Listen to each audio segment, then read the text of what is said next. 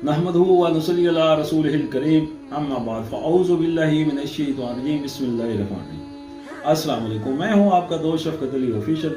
उम्मीद करता हूँ कि आप सब लोग ईमान के आला दर्जे पे। जैसा कि आप जानते हैं, तारुफ हर चीज़ का होता है। सूरतुल इनाम कुरान हकीम कुरान करीम की छठी सूरत है। ये भी एक अपना तारुफ रखती है। इनाम जो कि ये सूरत मक्का मुकर्रम के उस दौर में नाजिल हुई थी जब आप सल्लल्लाहु अलैहि वसल्लम की दावत इस्लाम अपने इब्तदाई दौर में थी, इसलिए इसमें इस्लाम के बुनियादी अक़ायद यानी तौहीद, रिसालत और आखिरत को मुख्तलिफ दलाइल के ज़रिए साबित किया गया है और उन अक़ायद पर जो एतराज़ात कुफ़ार की तरफ से उठाए जाते थे उनका जवाब दिया गया है।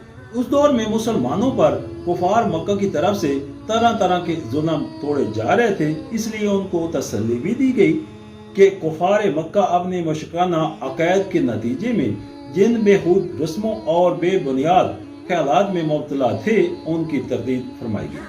अरबी ज़बान में इनाम चौपाई को कहते हैं। अरब के मुशरिकीन मुआशी के बारे में बहुत से गलत अकीदे रखते थे।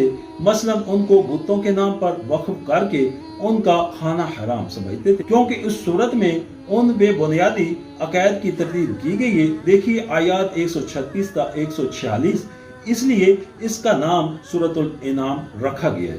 बाज़ रिवायात से मालूम होता है कि चंद आयातों को छोड़कर ये पूरी सूरत एक ही मर्तबा नाजिल हुई थी, लेकिन अल्लामा अल-वसा रहमतुल्लाह ने अपनी तफसीर रूह अल-मानी में उन रवायात पर तनकीद की है। वल्लाहु आलम। ये सूरत मक्की है और इसमें 165 आयात मुबारक हैं और 20 रुकू हैं। उम्मीद करता हूँ कि इस सूरत का तारुफ आपकी समझ में आ गया होगा। बहुत शुक्रिया।